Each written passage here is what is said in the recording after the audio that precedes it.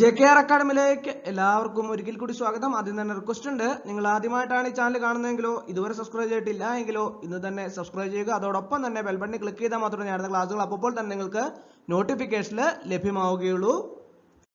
ഇന്നത്തെ ക്ലാസ്സിൽ നമ്മൾ പഠിക്കാൻ പോകുന്ന വിവരാവകാശ നിയമമാണ്. അതിൻ്റെ അകത്ത് PSC നിരന്തരമായിട്ട് ആവർത്തിച്ചിട്ടുള്ള പ്രീവിയസ് ക്വസ്റ്റ്യനുകളാണ്, മുൻ വർഷങ്ങളിൽ ആവർത്തിച്ചു വന്നിട്ടുള്ള ക്വസ്റ്റ്യനുകളാണ് ഇന്നത്തെ ക്ലാസ്സിൽ നമ്മൾ ഉൾപ്പെടുത്തിയിട്ടുള്ളത്. അപ്പോൾ നമുക്ക് ക്ലാസ്സിലേക്ക് കടക്കാം. ആദ്യത്തെ ക്വസ്റ്റ്യൻ നോക്കാം. വിവരാവകാശ നിയമം നിലവിൽ വന്നത് എന്നാണ്? വിവരാവകാശ നിയമം നിലവിൽ വന്നത് 2005 ഒക്ടോബർ 12-നാണ് വിവരാവകാശ നിയമം നിലവിൽ വന്ന റൈറ്റ് ടു ഇൻഫർമേഷൻ ആക്ട് പ്രകാരം.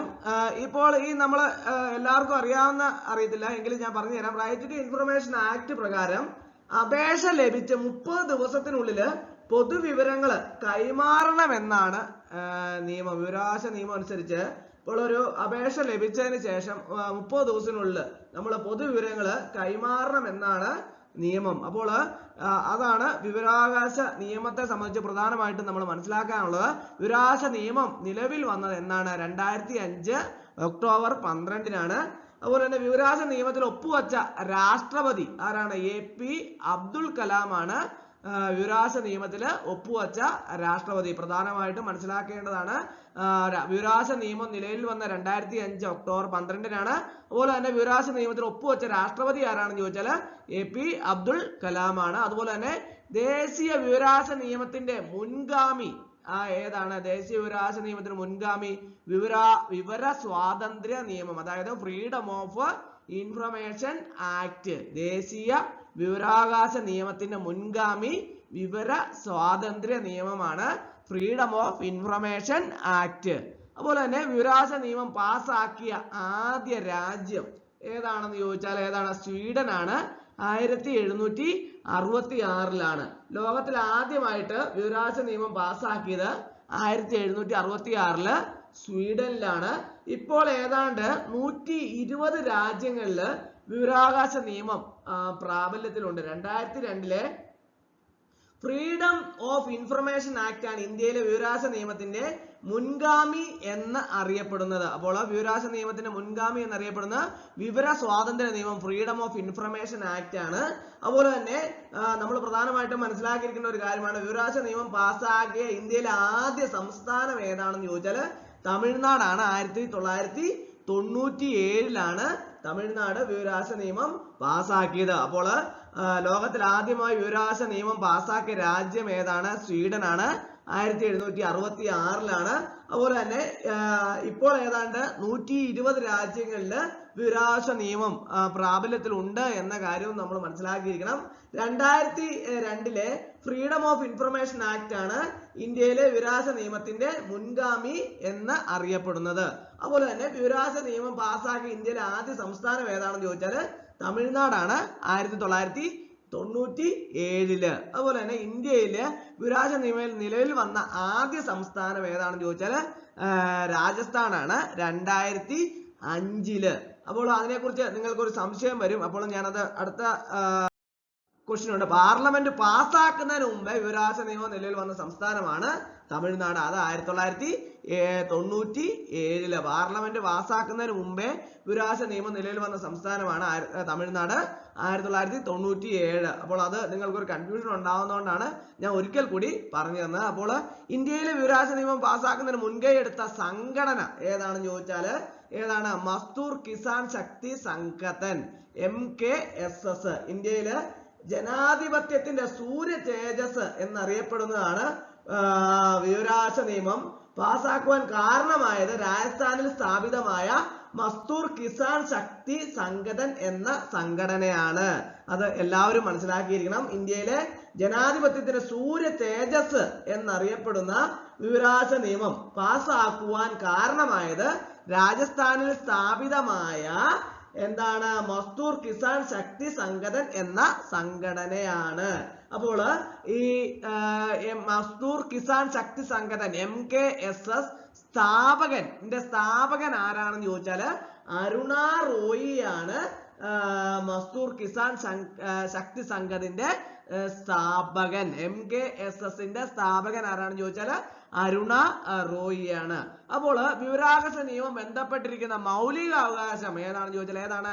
അഭിപ്രായ സ്വാതന്ത്ര്യമാണ്. ഏതാണ്? വിവരാവകാശ നിയമം ബന്ധപ്പെട്ടിരിക്കുന്ന മൗലിക അവകാശം. അത് പ്രധാനമായിട്ടും ചോദിക്കാറുള്ളതാണ്.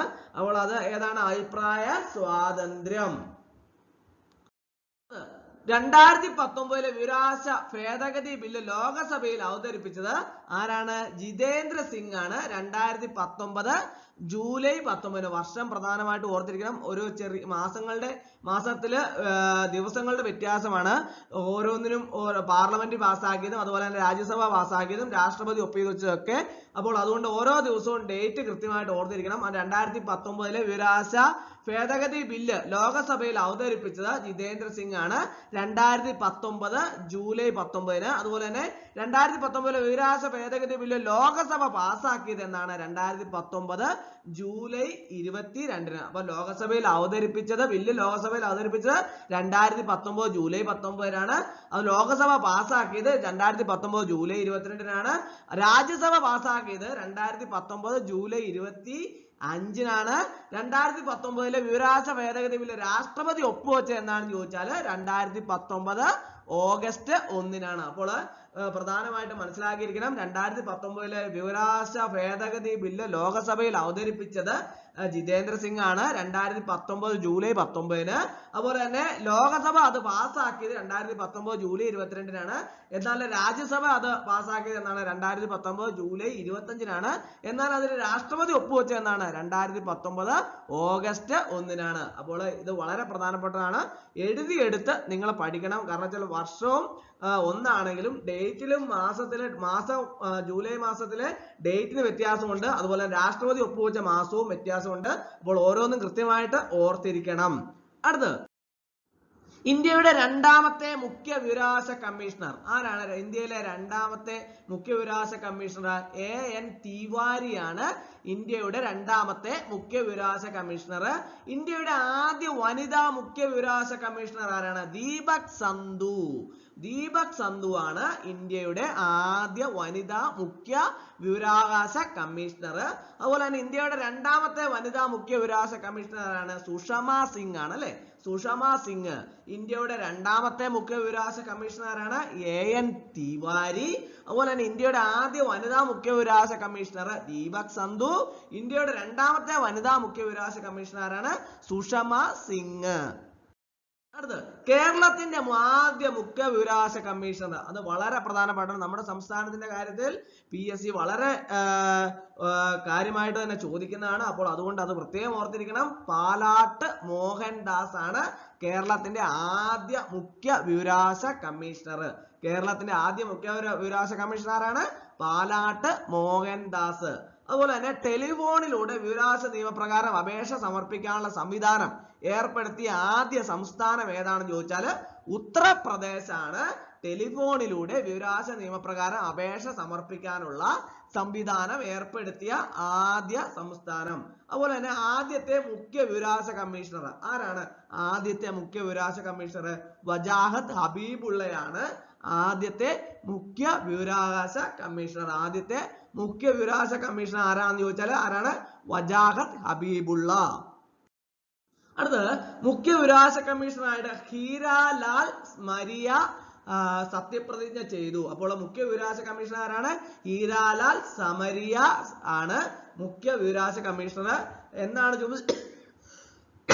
ചുമതലയേറ്റത്? എന്നാണ് 6 നവംബർ 2023 ചുമതലയേറ്റത്. മുഖ്യ വിവരാവകാശ കമ്മീഷണറായിട്ട് ഹീരാലാൽ സമരിയ സത്യപ്രതിജ്ഞ ചെയ്തു. ചുമതലയേറ്റ എന്നാണ് 6 നവംബർ 2023. അപ്പോൾ വളരെ പ്രധാനപ്പെട്ട ഒരു ക്ലാസ് ആണ് വിവരാവകാശ നിയമം എന്ന് പറയുന്നത്.